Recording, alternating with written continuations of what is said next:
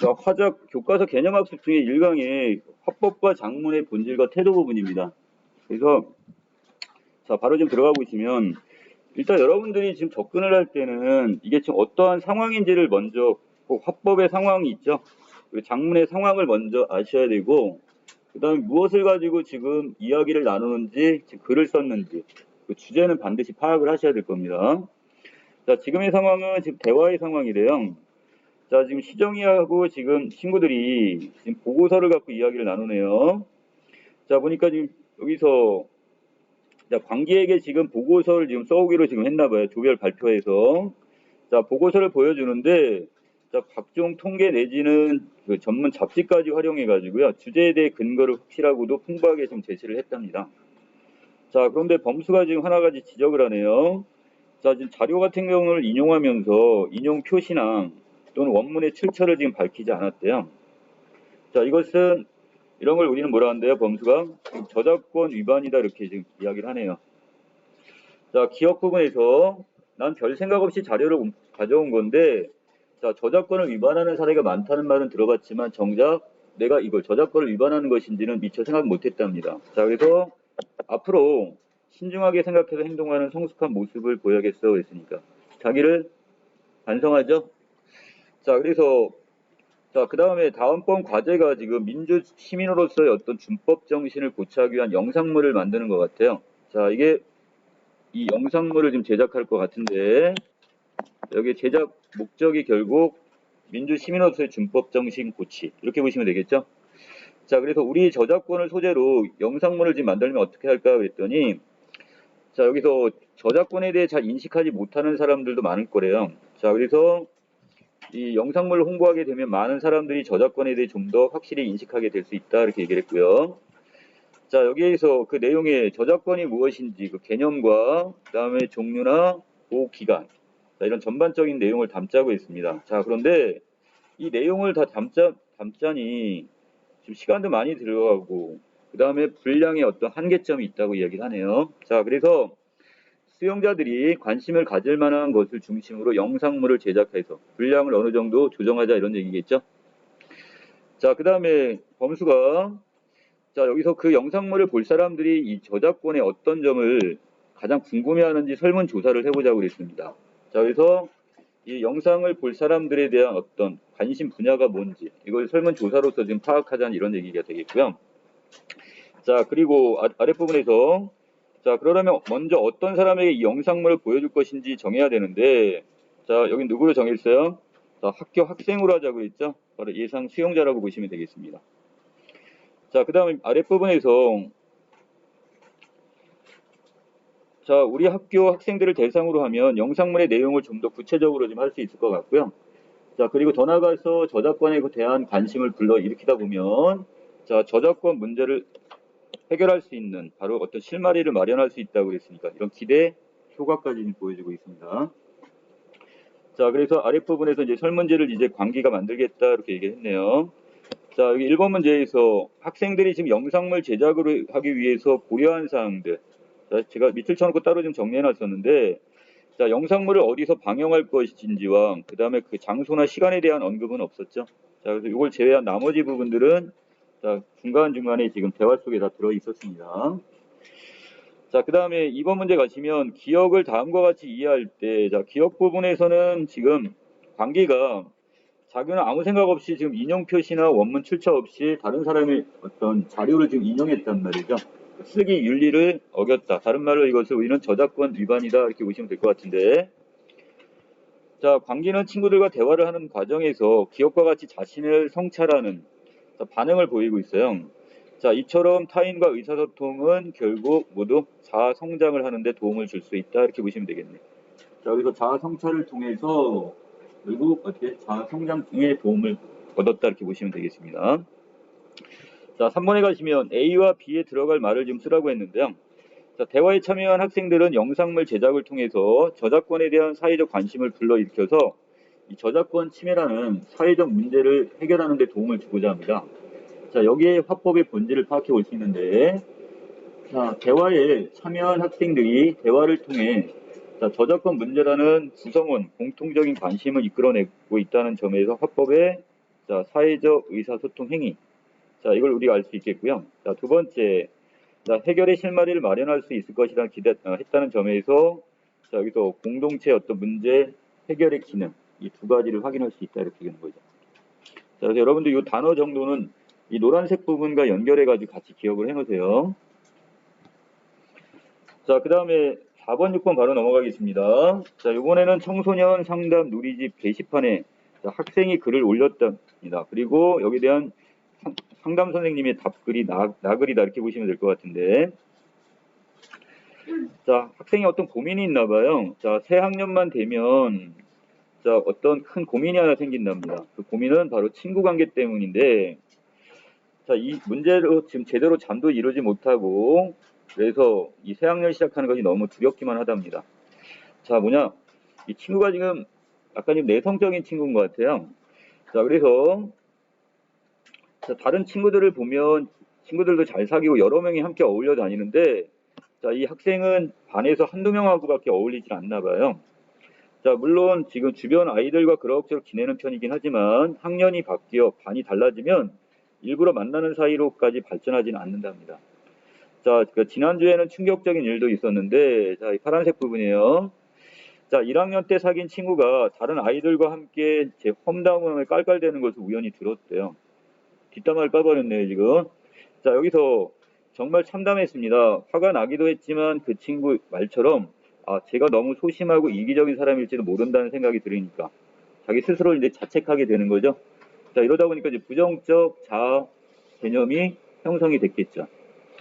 자, 그 후에 저는 다른 아이들에게 자신감 있게 다가가지 못하게 되었대요. 자, 그래서 정말 나에게 무슨 문제가 있는 건 아닐까라는 생각이 들어서 자존감이 점점 떨어지고 있답니다. 자, 무엇보다 이 대인관계로 인한 어려움이 학교를 졸업한 다음 만약에 사회생활을 할 때도 계속 이어지지 않을까 이게 걱정이 돼요. 어떤 좋은 방법이 없을까요? 자, 이렇게 조언을 구했네요. 자, 학교 선생님의 답변입니다. 상담 선생님이 자, 새 학년이 되면 많은 학생이 친구 문제로 비슷한 고민을 합니다. 그건 학생뿐만 아니라 다른 학생들도 다 똑같은 공통적인 고민이다. 실제로 학년 초에는 공부 문제보다는 이 친구 문제로 인한 고민 상담이 훨씬 많다고 했고요. 자, 여기 있는 이 상담 선생님께서도 학창 시절을 돌이켜 보면 학생과 크게 다르지 않았던 것 같아요. 했으니까 자, 학생의 고민에 대해 공감을 해주고 있죠. 자, 친구를 많이 사귀어야 한다는 생각에 지나치게 얽매일 필요는 없다고 얘기했고요. 자, 그리고 자, 사람들마다 친구를 사귀는 방법도 다르다고 얘기했습니다. 자, 그래서 뭐 친구가 많다고 꼭 그 사람의 인성이 훌륭하다고 단정할 수도 없다고 얘기하면서 자, 중요한 것은 바로 여기 대인관계에 어떤 특별한 문제가 있다고 생각되지 않는다고 얘기를 하네요. 자, 바로 내려가겠습니다. 밑으로. 자, 학창 시절에 친구를 사귀는 것과 또 어른이 되어 사회생활을 할 때 인간관계는 좀 다를 수 있대요. 자, 지금 친구를 한두 명밖에 사귀지 못한다고 해서 미래 자신의 모습에 대해 걱정부터 할 필요는 없고요. 자, 지금 여기 상담 선생님께서도 학창 시절에 많은 친구를 사귀지 못했지만 지금은 사회생활을 하면서 나름 행복하게 살고 있다고 얘기를 해요. 또한 하루하루를 성실하게 살다 보면 나와 성격이나 취향이 맞는 좋은 친구도 만날 수 있다 이렇게 얘기를 지금 조언을 해주고 있습니다.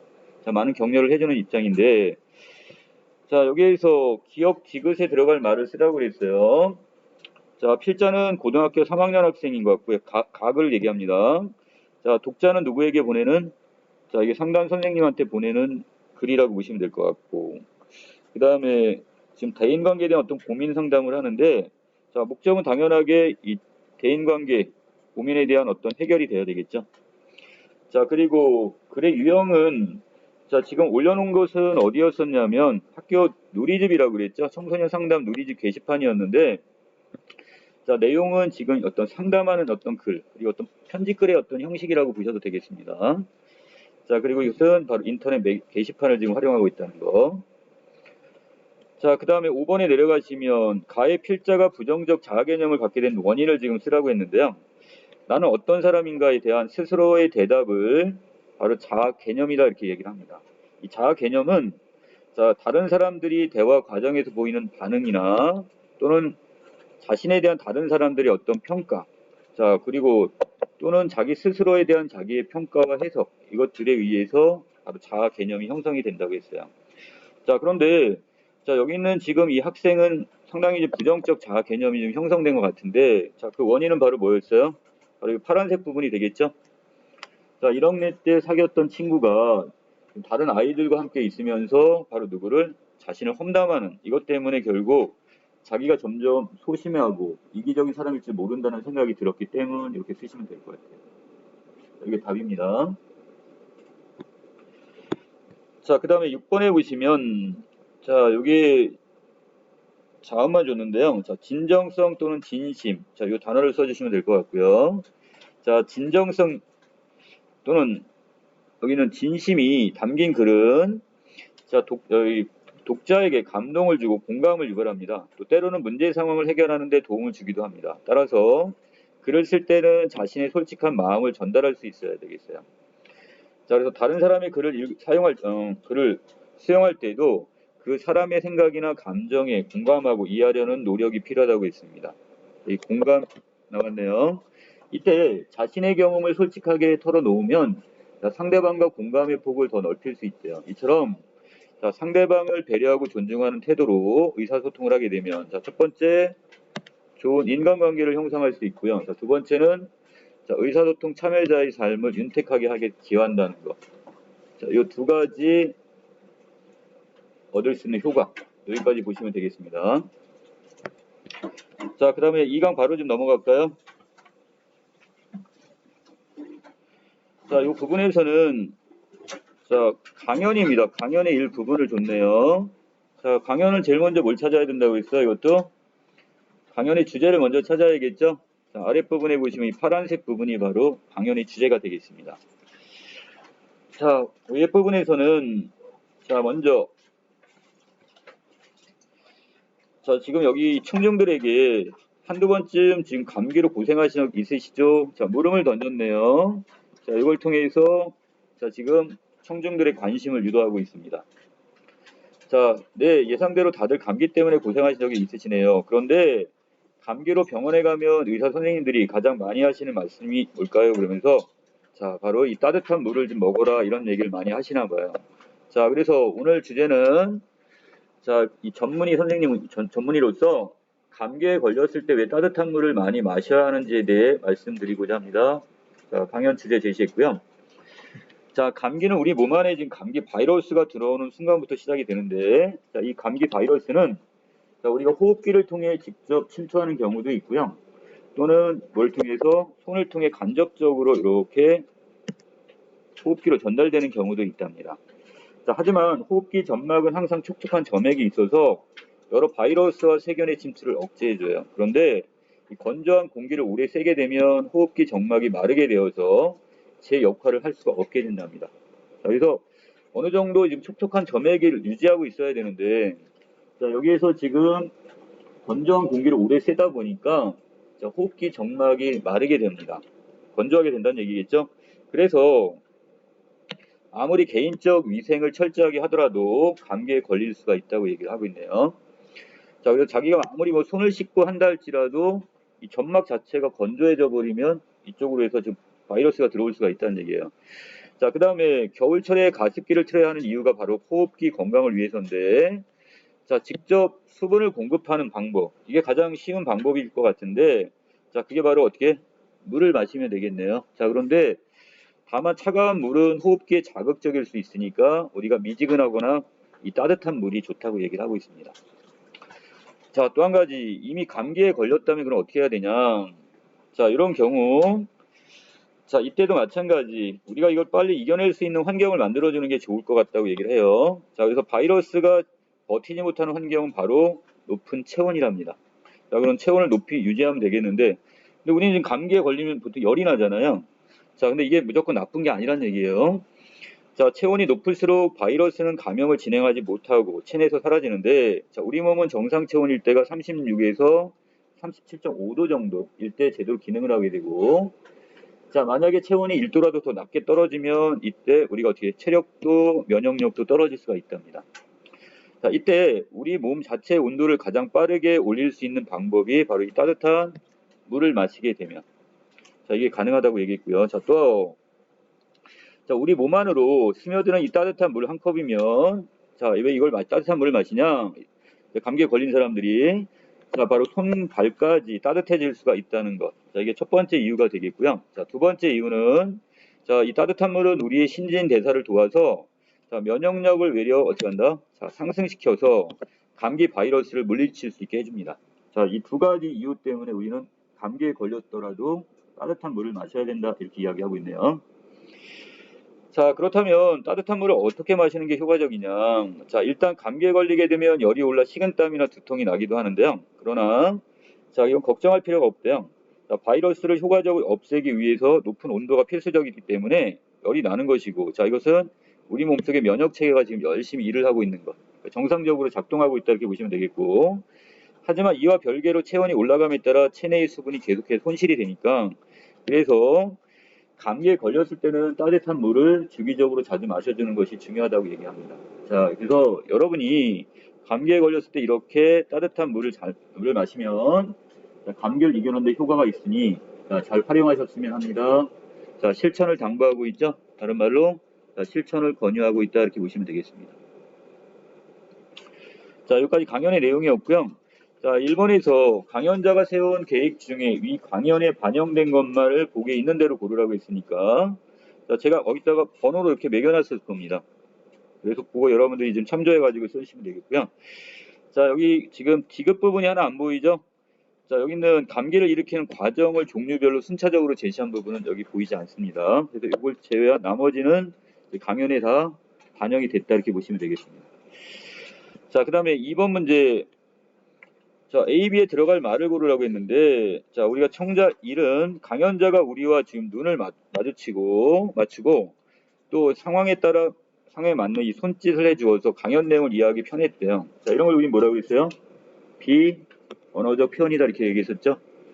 표정, 몸짓, 이런 것들을 우리는 비언어적 표현. 자, 청자 2는 하지만 나는 강연자의 말이 빨랐대요. 빠르고 목소리가 작았다고 했어. 그 내용을 제대로 듣지 못했답니다. 이것은 자, 준언어적 표현. 이게 문제점이 지금 있네요. 자, 아랫부분에서는 지금 뭐 적절한 것과 그 다음에 적절하지 못한 걸 구분하라고 했으니까 자, A에는 당연히 뭐가 들어가야 되겠어? 자, 이 부분에서는 자, 적절한 것은 외려 비언어적 표현이 적절했다고 평가가 됐었죠. 자, 그리고 B 부분에서는 뭐가 들어가야 돼? 자, 준언어적 표현은 적절하지 못했다 이렇게 평가가 됐습니다. 자, 각각 A 부분에 뭘 써야 될까요? 비언어적 표현. 그 다음에 자, B 부분에는 지금 준언어적 표현 이렇게 따로 기록해 놓으시면 되겠네요. 자, 3번에 갑니다.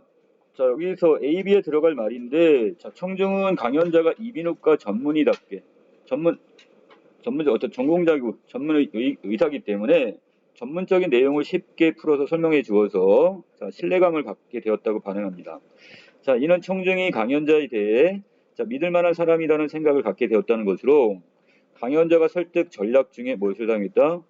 자, 바로 이 인성적 설득 전략을 사용했다는 거. 자, 그리고 B 부분에서 이렇게 함으로써 공신력을 갖췄다 이렇게 볼 수가 있다는 얘기죠. 자, 각각 인성적 설득 전략, 그다음에 공신력 이걸 써주시면 되겠습니다. 자, 마지막 4번, 6번 지문입니다. 자, 지금 수험생이 지금 상담 심리학과에 지금 지원한 것 같아요. 자, 그래서 이거 면접의 일부분이 지금 나와 있는데 자, 여러분들이 이제 조만간 이제 이렇게 직접 학교에 가서 이제 면접을 했을지도 몰라요, 지금. 그러면 자, 면접관이 지금 수험생은 지금 상담 심리학이 무엇을 다룬다고 생각하나요? 자, 그래서 이 상담 심리학과에 대한 정보를 알고 있는지, 자, 여기에 대해 지금 묻고 있네요.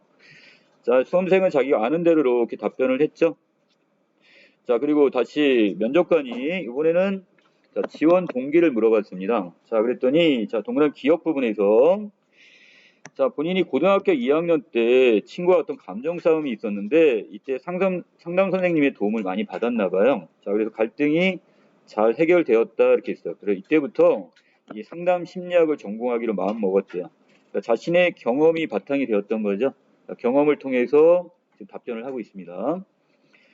자, 그 다음에 면접관이 다시 프로이트 정신 분석학까지 되게 깊이 들어갔네요. 지금 전공에 대한 어떤 이것을 지금 지식을 지금 물어보고 있는데, 자, 학생은 지금 이 이 프로이트 정신 분석학에 대해서 미리 좀 어느 정도 공부를 했나 봐요, 지금.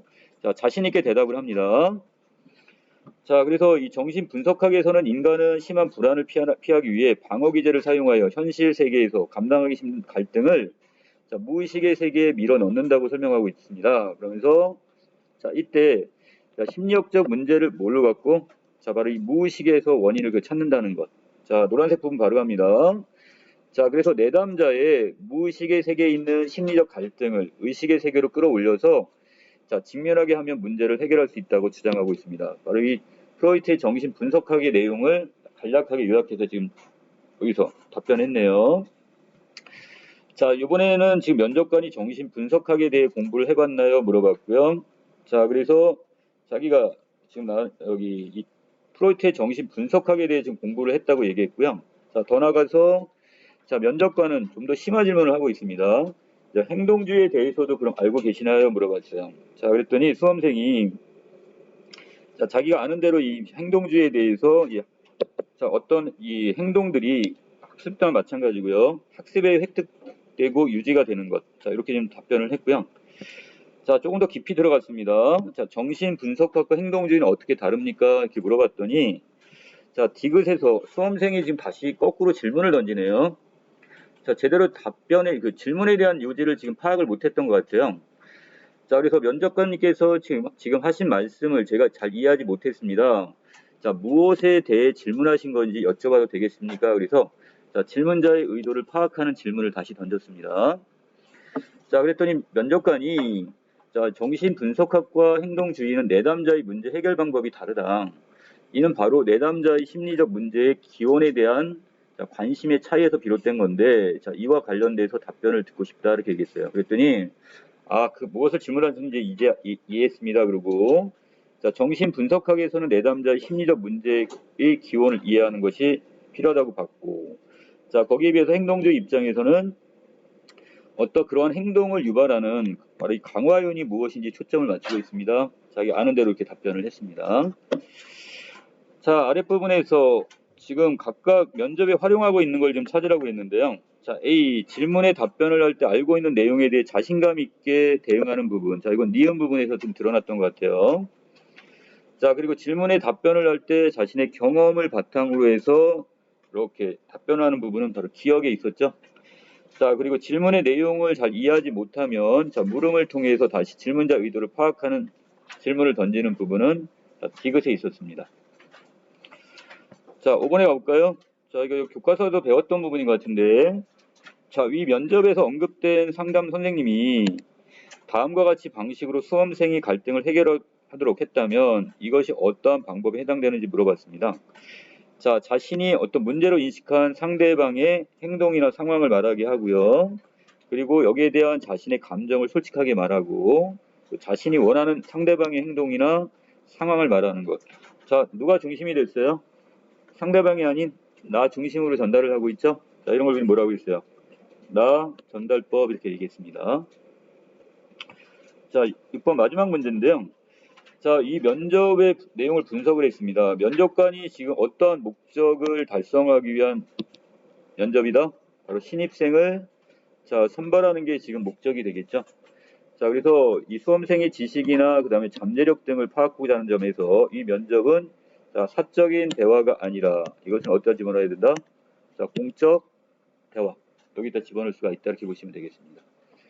자, 여기까지 내용 정리 마칠게요.